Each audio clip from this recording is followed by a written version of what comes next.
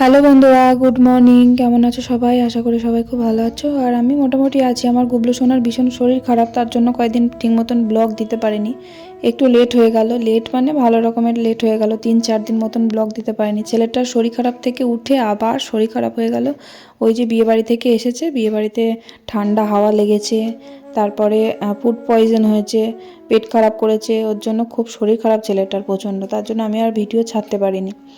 তো এবার এই ভিডিওগুলো আমি সমস্ত আগেকার করা, এগুলো আমি এডিট করার সময় পাইনি, সেই জন্য অনেকটা লেট হয়ে গেল আপলোড করতে। যাই হোক, আমি জানি তোমরা আমার ভিডিও দেখবে, সেই জন্য এই ভিডিওগুলো আমার ছাড়া। যাই হোক, তো সকাল সকাল ঘুম থেকে উঠে কাজ সব করে নিয়েছি। তারপর আমার বড় ছেলে স্কুলে যাবে, তো ও এখন বলছে আমি পাস্তা টিফিনে নিয়ে যাব। আর অনেক দিন থেকেই বলছে যে পাস্তা টিফিনে নিয়ে যাব, পাস্তা খেতে খুব ভালোবাসে ও। আগে তো টিফিন বানিয়ে দিতাম, বেশিরভাগ দিনই ওকে পাস্তা করে দিতাম, কিন্তু পাস্তাটা না মানে পেটে গিয়ে হজম হতে চায় না, খুব শক্ত তো, তার জন্য পেট খারাপ করেছিল ওর, সেই জন্য পাস্তা খাওয়া একদম বন্ধ করে দিয়েছিলাম। তারপর আবার ওই যে নিয়ে এসছে ওর বাবা, বলেছে পাস্তা খাবে, সেই জন্য পাস্তা এনে দিয়েছে।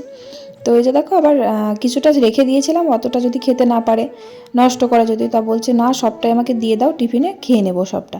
তাই সবটা দিয়ে দিলাম, আর একটু সস দিয়ে দিলাম, একটু পেঁয়াজ, খুব বেশি দিইনি কিছু, পেঁয়াজ দিয়েছি, দুটো মটরশুঁটি দিয়েছি, আর একটু সামান্য লঙ্কা দিয়েছি, একটু ঝাল স্পাইসি হলে ওর খুব ভালো লাগে।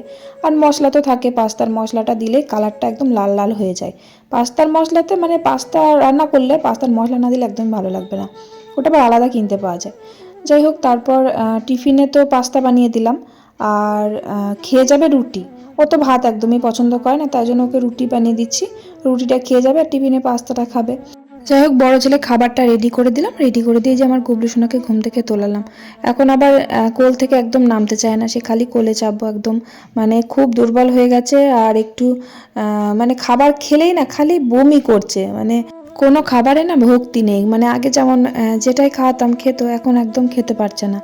তো যাই হোক, তারপর ওকে খাওয়ালাম, সে ভুলিয়ে ভালিয়ে একটু একটু খাওয়ালাম, খাইয়ে ওকে নিচে পাঠিয়ে দিলাম। তারপরে যে চা করলাম, এবার আমি একটু চা খাবো, খেয়ে নিচে যাব, রান্না করবো এবার।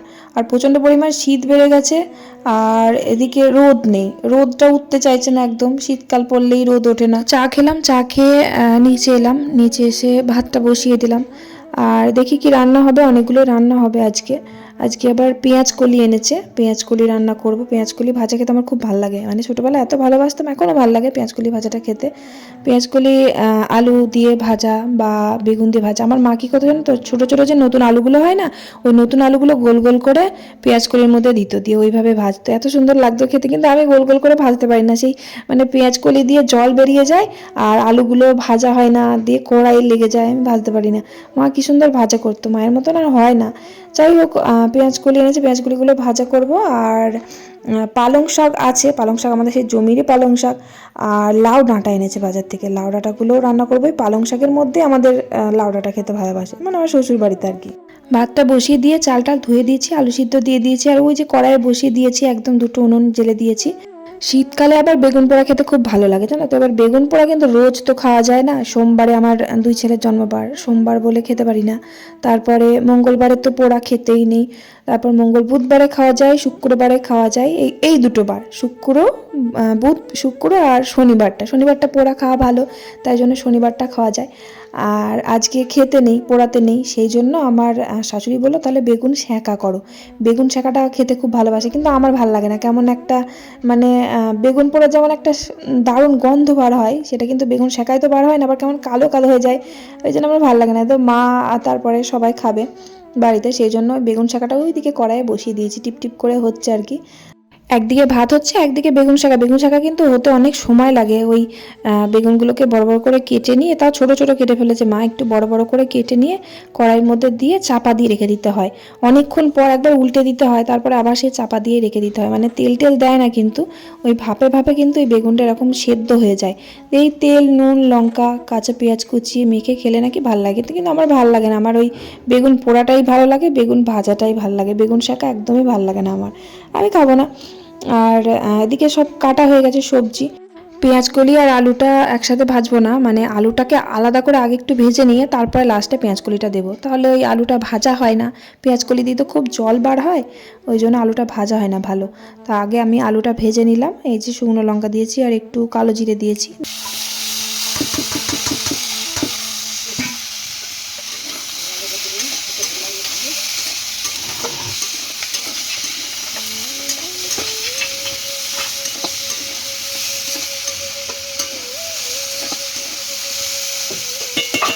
দেখো পেঁয়াজ কলি আমি প্রথমে আলুটা দিলাম, দিয়ে আলুটা ভেজে নিয়ে তারপরে আমি পেঁয়াজ কলিটা দিয়েছি। তাও দেখেছো কড়াই কীরকম লেগে গেছে, কড়াই প্রচণ্ড পরিমাণে পুড়ে গেছে।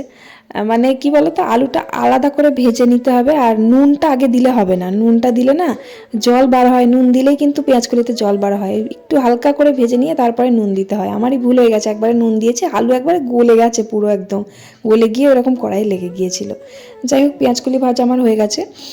আর এই যে লাউ ডাঁটার সাথে পালং শাক, মানে আমাদের এখানে পালং শাকের সাথে লাউ ডাঁটা যে কী ভালোবাসে খেতে, মানে পালং শাক শুধু খেতে ভালোবাসে না, লাউ ডাঁটা থাকলে আরও খুব ভালোবাসে। আর লাউ ডাঁটা এরকম শুধু খায় না, পালং শাক থাকলে খুব ভালোবাসে, এরকম খায় আর কি এখানকার মানুষ।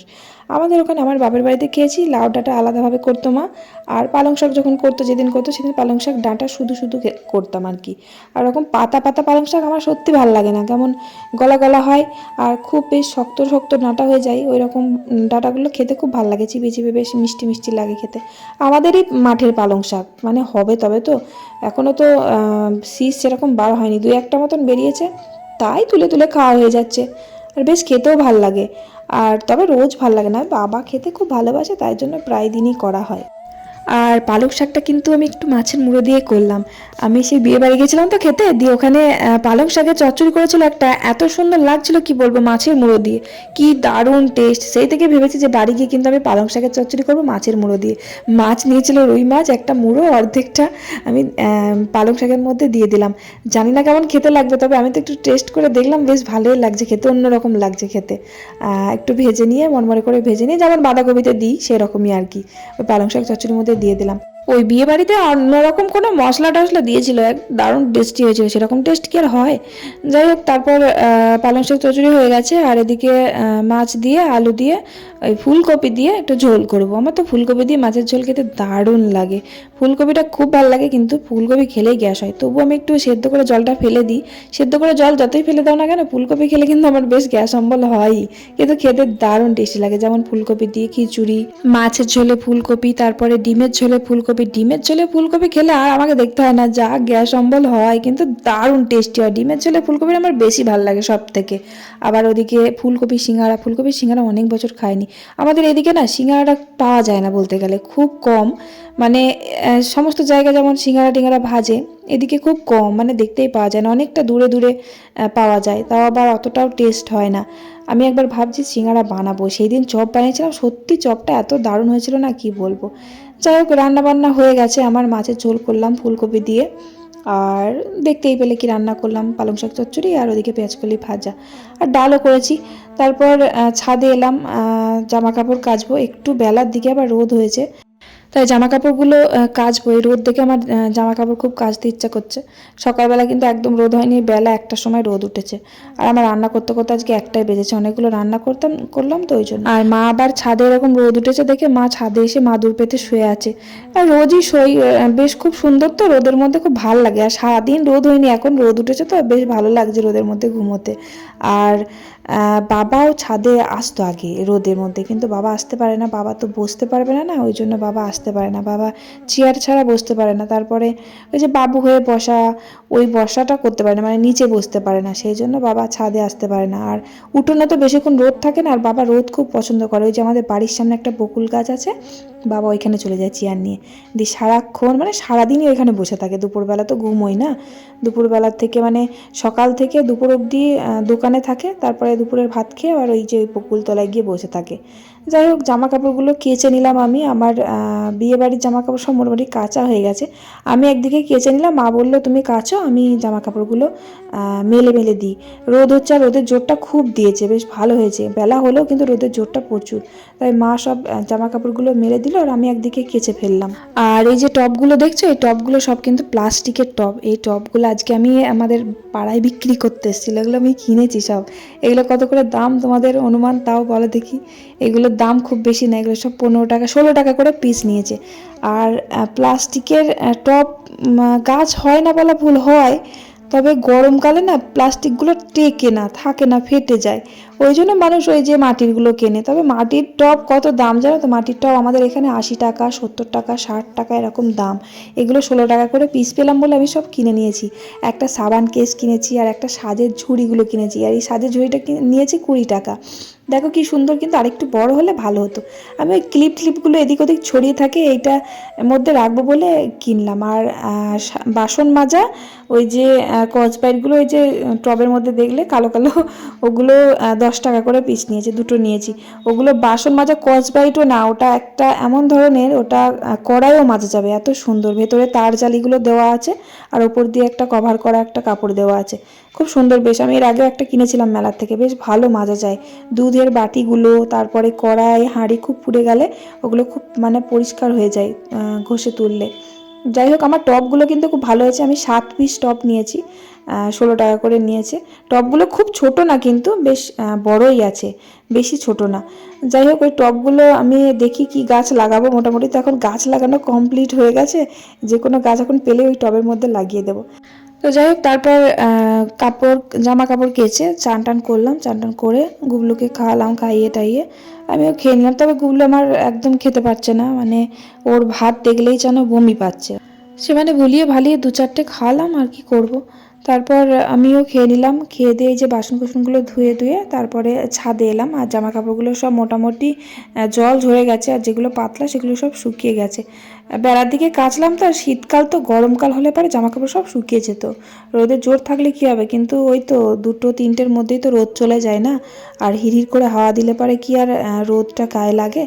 তারপরে বড় বড় মোটা মোটা জ্যাকেটগুলো কেচেছি, ওগুলো যে কদিনে শুকাবে তার ঠিক নেই। সব 3-4টে মোটা মোটা জ্যাকেট আছে, 3-4 দিন লাগবে শুকোতে।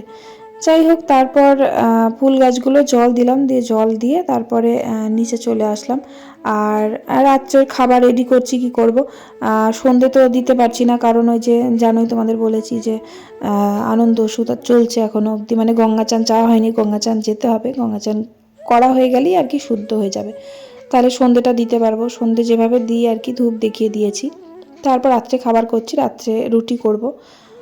গুবলুকে রুটি খাওয়াবো না, কারণ ও পটি করছে, তো ওর জন্য ওকে ভাত খাওয়াবো। দুটো খেতে তো পারছেই না, দুটো ভাতই খাওয়াবো। আর আমরা সবাই রুটি খাবো, মা বাবা তো খায় না রুটি। মা, আমি, তারপরে আমার বড় ছেলে, আমার বর, আর জেঠু রুটি খায় না। জেঠু ভাত থাকে, ভাত গরম করে দেয় মা, ওটাই খায়। তরকারি বেশি কিছু করলাম না। আমার বড় ছেলে বললো মা ডিম দিয়ে রুটি খাবো, তরকারি দিয়ে খাবো না, আলু চচ্চড়ি দিয়ে খাবো না। আমার বড় বলে ঠিক আছে, ডিম দিয়ে ডিম ভাজো, ডিম ভাজা দিয়ে রুটি করে দাও, ওটা দিয়ে খেয়ে নেবো, তরকারি করতে হবে না। তারপর বরকে রুটি গরম গরম করে তখনই ওকে দিয়ে দিয়েছি। তারপর আমি এবার ডিম ভাজাটা আগে করে ফেলে না ভাল লাগে না খেতে। আমার বরকে ভেজে দিয়েছিলাম, ওর খাওয়া হয়ে গেছে। তারপর আমি গুবলুকে খাইয়ে দাইয়ে তারপর আমার ডিমটা ভেজেছি। আমার আর বড় ছেলে ওই রোল করে দিতে হয়, ভেতরে একটু সস দিয়ে রোল করে দিলেই খেয়ে নেবে। আর আমি একটু ওই পালং শাকের চচ্চড়ি ছিল, পালং শাক চচ্চড়ি নিয়ে এসেছি। আর একটা মাছ ছিল, মাছটা মা খাবে না বললো, আমার বড় ছেলে তো রাত্রেবেলা মাছ খায় না।